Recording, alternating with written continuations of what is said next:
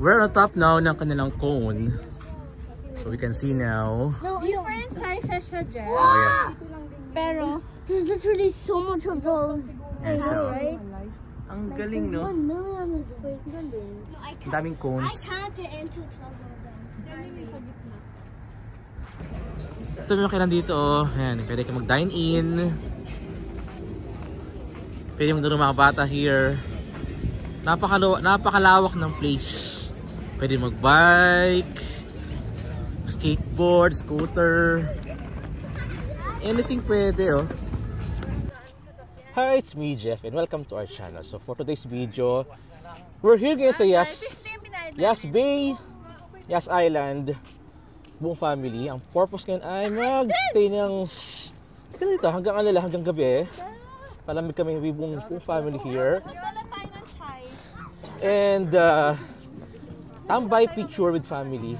So wala nga ako sa bahay. So ito lang muna kami for the next couple of hours. Let's go!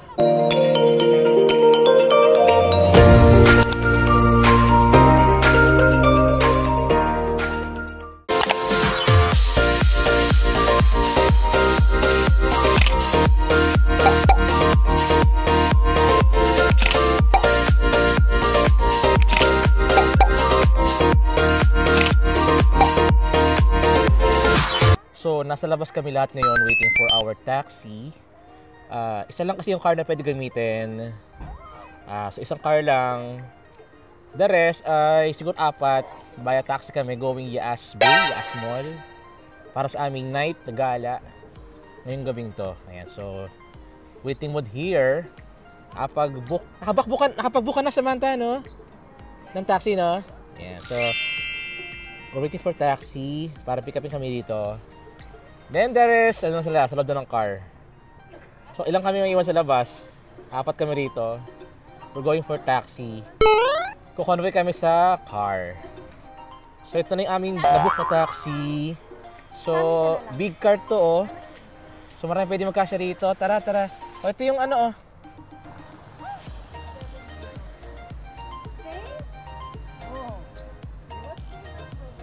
So, ito na yung aming taxi na kailangan sakyan.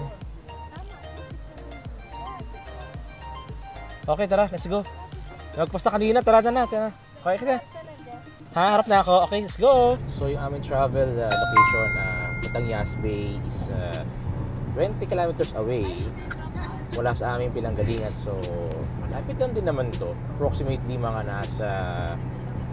siguro mga nasa 10 minutes siguro. 10 minutes, less or less. Alaman traffic. So, nauna na sa amin si Ate Lisel. So, taxi mode kami. So, 4 kami here sa taxi. Maluwag kami dito.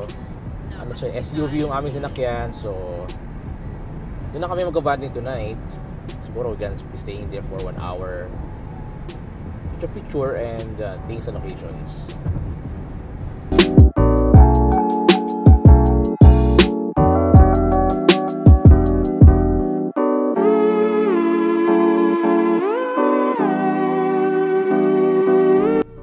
Entry na kami ngayon sa fence. Okay, so ito na tayo.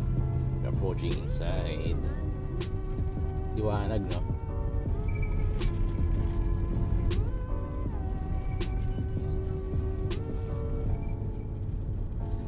Kung tayo lang dito, walang iba na pupunta.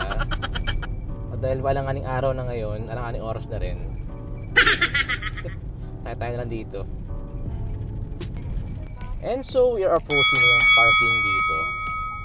So, yan, may mga nag-guide sa amin dito para mag-park. So, ano bang pwede makita rito? We will see pagkaba natin ang taxi natin. So, we're gonna park here. Here. Aww. So, ligo na. So, ating fare ay 46. 22.56 yung ating biniyahin natin. Total 50. So, round off na natin siya. Okay, thank you, brother. Thank you. So, we are now going inside the place. So, rito natin maglakad muna rito. It's night time here in Yas. Malamig. Ang sabi? So, bawal daw pala magdala ng scooter here. Bawal siya. Oh, no! So, dapat talaga may pushcart kung mga kasamang bata para maglakad ng mga bata natin. Ano yung jack niyan? Ito ba kabayan? Kabayan. Manar, Abu Dhabi. So, free entrance siya. Oh, nice. Let's go. Thanks. Oh, mahaba pala ka rin to ah. Tara. PAND. Oh. Lamig, no? Pero kami ngayon, we're walking here. Parang pinaka-bridge nila here. Mga papa sa likod. And mga kids. Bibilis na maglakad, oh. Wow! Ganado ah. Hindi inaantok. Okay. Ano meron sa kabila dito? Dagat na? Oh, okay. So we're gonna be walking there. Hanggang sa dulo pa doon. Sightseeing. Relaxation. Tambay-tambay lang tayo dito. So tuloy po yung ating lakad. Kung napapasin nyo, meron tayong mga ano doon, di ba? Ano? Parang pa-triangle siya doon. Man-made siya na ano, santo na inform siya ng pyramid. Punta natin siya. Ayun pala. So, ano ba sabi dito? It says, what ba? Jim Donovan. Ooh.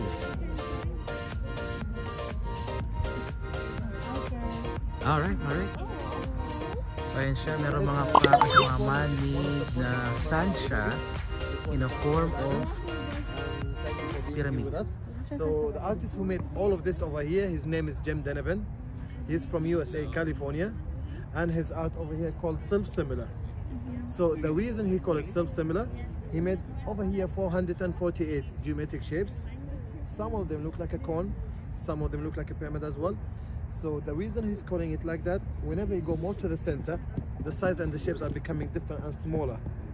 But when you're in the center, looking at the shapes from the center, you see that all of them is kind of in the same height and the same level, even though they're all different. So the artist, he used mathematics to make all of this.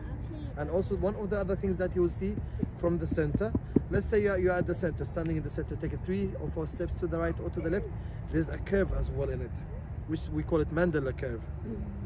So the artist, he liked to use the nature. He have a very strong bond with the nature, and the reason that he's having a strong bond with the nature, that whatever he does with the nature, it will go back to the nature itself. So the same thing, like let's say as a human being, we came from the sand, we go back to the sand. Oh, nice. Yes, we have 2 platforms. This is the first one, which is 5 meters. The second one is in the other side, which is higher than this one, which is 11 meters. So from the first platform to the second platform is 7 to 8 minutes walk. To the center is like 3 minutes to 4 minutes walk. The food and beverage over there, and the washroom in that side as well. Thank you so much. You're most welcome. تعملي لي ستيكر. Most welcome. استني عشان ما فهمتش حاجة. Thank you, sir.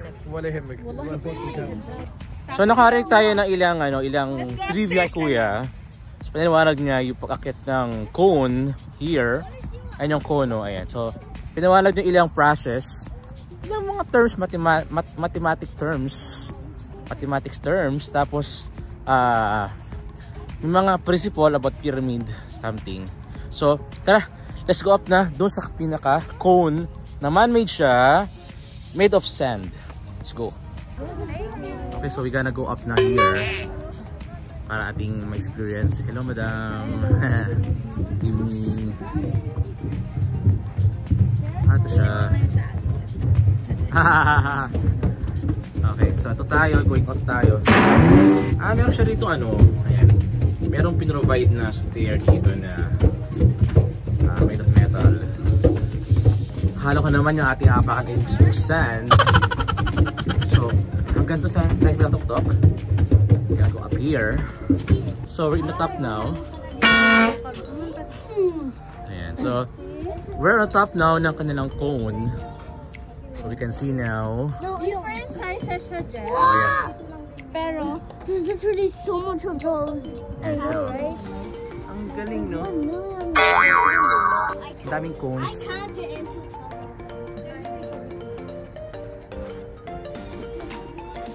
The beauty of sand mead na cone siya. Cute.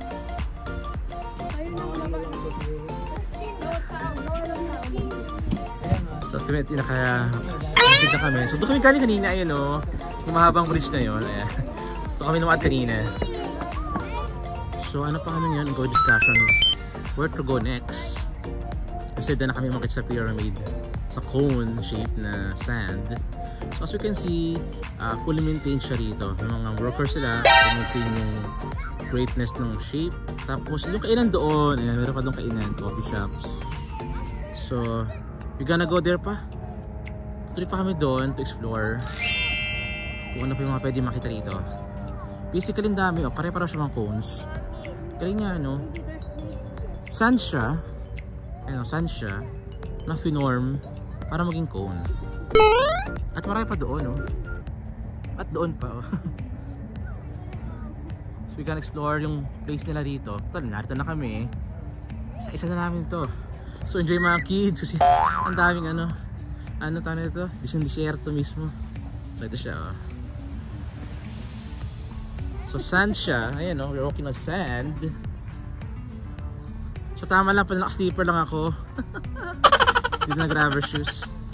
So marami pa dito, ayan, oh. So may mga ilaw dito to guide yung mga visitors. Free entrance, walang kailangang bayaran. Punta lang here para ma-visit yung place. So ito tayo, talagang ano siya, well maintained yung ano niya. Parang chocolate hill ng Bohol. Ayan siya, oh. Ang dami dito mga hills. Mga hills na pwedeng, pero hindi pwede umakyat. Wala kasi akyatan dito. So ano tayo ito, tamang pictorial lang. Very ideal lang po tayo sa mga friends and family. Kasi marami maingay eh. Pag pupunta ng isa rito, tahimik, nakausap dito. So maganda rito, oh, mag-ano. Ang dami pa doon, oh, mga hills pa, hanggang dulo pa doon, oh. So tuloy-tuloy pa tayo sa bakit dito. Ang dami niya. Sa bilang ko, siguro nasa 100 cones to. Approximately siguro mas 100 piraso to. Ang dami. Kasi sobrang dami niya. Ang dami niya. Palibot dito. O yan siya, ang dami niya. Mabuti lang talaga meron tayong source of light here. Otherwise talaga madilim. Do not touch the artwork. Sabi dito, oh. Bawal. So may mga maliliit lang din naman. Ayan, maliliit. Maliliit lang siya. Pero ang dami niya, oh. Abot na 100. Ang dami. Oh, ang dami. So meron mga ibang guest doon. They're enjoying the place.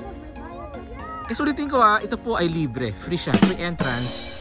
You can enjoy the place. Para ma-witness yung artwork dito. Ganda sa buong family. Pang-bonding sa mga bata. Nalilibang lahat dito, eh. So we're still here pa rin. So as per advice ng isang mga staff nila, total of 448 cones pala ito. Lahat yan, palibot siya. Mula sa mga malalaki hanggang sa maliliit, 448 lahat. So ang dami, di ba? So dito, ito ano lang siya, oh, mabababa lang siya. Ayun na siya, oh. Ang bababa lang niya, oh, abot kamay lang siya.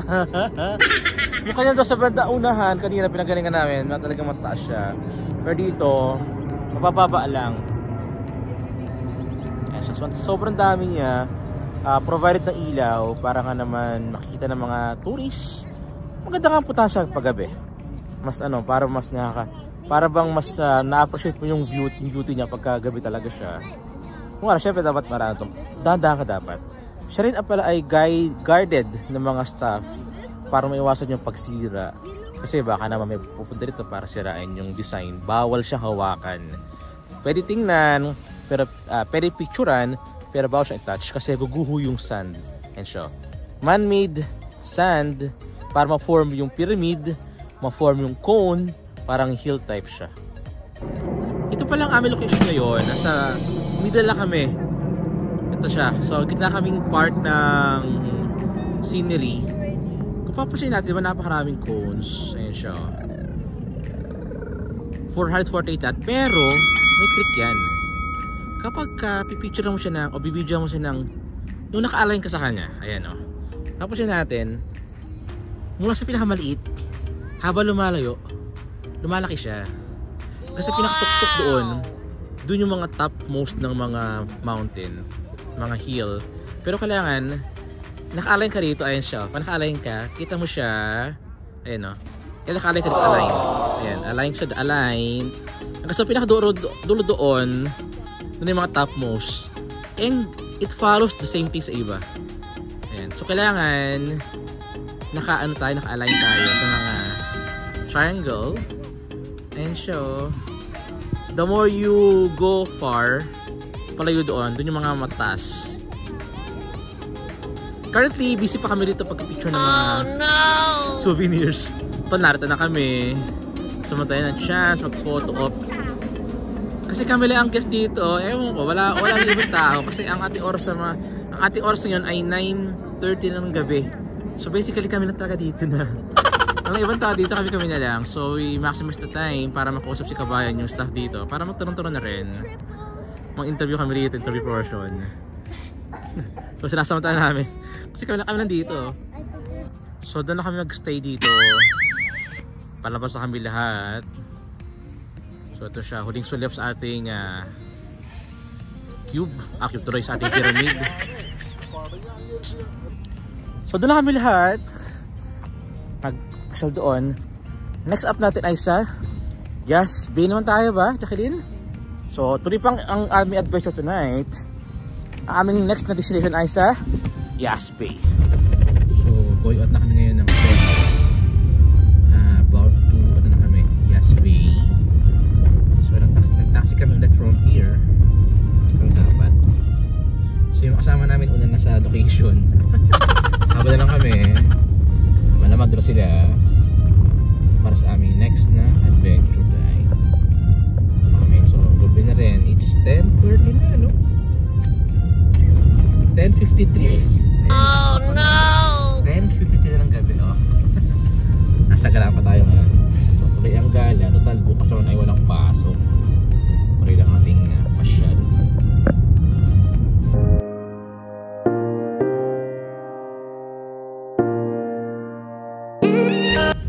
So we are approaching now Yas Bay tayo. So malapit na lang yung biyahe natin. It took us only mga 5 minutes na yung biyahe natin. So total fare natin ay yan. Dito kasi sa Dubai, bawal lang tawaran dito. Puro talaga sa firme sa metro, yun ang mabayaran natin. So 21.25 plus 5. So tinating ka lang bayaran. 26.95 dirhams.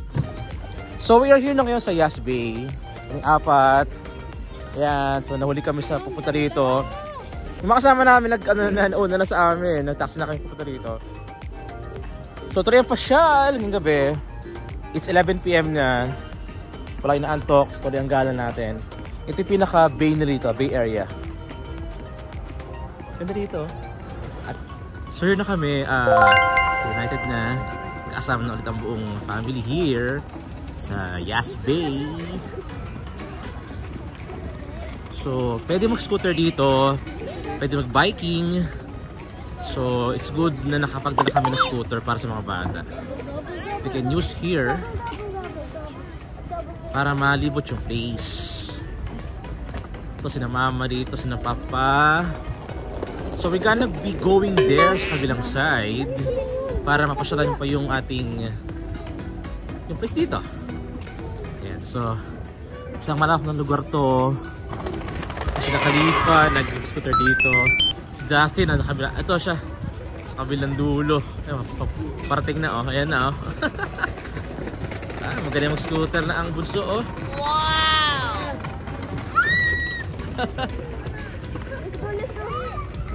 So yung ating bay dito, meron siyang mga panuntunan. Bawal mangisda, bawal umakyat, malalim ang tubig, saka walang lifeguard na naka-duty. So ayan, so malalim siya. Bawal tayong lumundag dito. So meron siyang railing. Pero syempre, kailangan tayo attentive pag yung batang kasama. Syempre malalim daw to. Hindi natin alam kung kalalim yan. Pero better to be safe than sorry, di ba? So ate pang pasyalan pa itong Yas Bay. Yung mga nito, mga in-offered here. So makulay ang gabi dito. Yung mga kainan here, mga tambayan, mga restaurants. So kami rito ay patuloy sa paglalakad. Ayun kami para libutin yung park. At yung mga bata ay patuloy sa scooter here. Kasi malawak yung place. Napakaluwag niya rito. And considering 11 PM na ng gabi, marami pa rin tao. Ito yung kailan dito. Ayan, pwede ka mag-dine in. Pwede mo doon mga bata here. Napakalawak ng place. Pwede mag-bike, skateboard, scooter. Anything pwede oh. Ang liwanag ng place at ang lawak niya. So right now, ito yung bar area nila. Pwede magkuha sa mga restaurants here. Ano, isang hilera ito mga restaurants. Punta sa dulo doon. Dito kasi legal lang alak. So, we can buy liquor here. Mga pampalambot ng tuhod. Meron dito. Ayun dito. Isang hilera yan. So, everything yung mga nabibiling pampahilo, alak, allowed na rito. You can buy. Hindi bawal dito. Yan sa Dubai, kumbaga ito, ina-allow na rin mga bagay na sa ibang part ng Middle East, bawal. Pero here, legalized siya. At ito yung part na sila mini fountain. Ayan. So, mini fountain sa mga kids. Ganda dito. Isang malayo pa to, hanggang doon. Malayo pa to. So, malayo lang pa tayo. And ito na ito yung Bay Area na walang harang oh. Oh exposed dito. Ayan, dito tayo. Ito na yung ating dagat oh. Bay. Wow, wala man lang railings, bro. Pwede lumundag. Tayo dito. So yung family, we're here pa kami. Etihad Arena. So yung mga sports event, etc., programs, hiniheld din pala dito. So, tuloy ang lakad natin dito. Hanggang doon sa dulo yan. Okay, so nalibutan naman yung place here sa Yas Bay. So, pabalik na kami sa aming pinanggalingan. Daming travel dito. Marami na tagayan dito sa aming biyahe. So, allow dito. Wala dapat ipag-hesitate. Kasi dito talaga yung alak, allowed talaga. Itong place na to, itong particular na to, kasi isang buong kilala talaga siya ng restaurant, ng mga bar and grill and liquor. So, it's up to you. Meron mo coffee Gusto mag-coffee, gusto mag-soft drinks, gusto mag-juice, gusto mag-alak, meron din. So, dito isang mahaba to.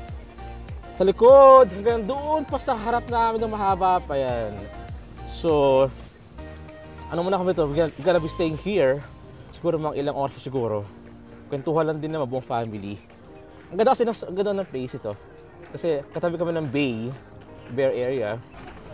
So basically, dahil na kami ngayong gabi, pumunta sa paggagala. Kami pauwi na rin. Ito na, it's pack up time. So kami pauwi na ngayon. Kaya na-book na para tayo sunduin ito ng Grab. Ingat kayo sa inyong biyahe. So, sila ang muuna sa amin. Kami ay to follow na lang. Doon maraming taxi dito, Jack, oh. And so ngayon pauwi na kami ng aming tahanan. We're gonna be riding taxi. Ito na. Taxi from here, pabalik Abu Dhabi sa Hydra Village. So everyone, enjoy naman sa amin lahat ngayon. Yas Mall, sa may kanilang pyramiding na cube na para bang yung handmade na sand. At kung nagustuhan nyo ang video to, Don't forget to click like, share, subscribe to our channel, and i-press na rin yung notification bell para always keep updated sa aming mga video. Salamat! Bye!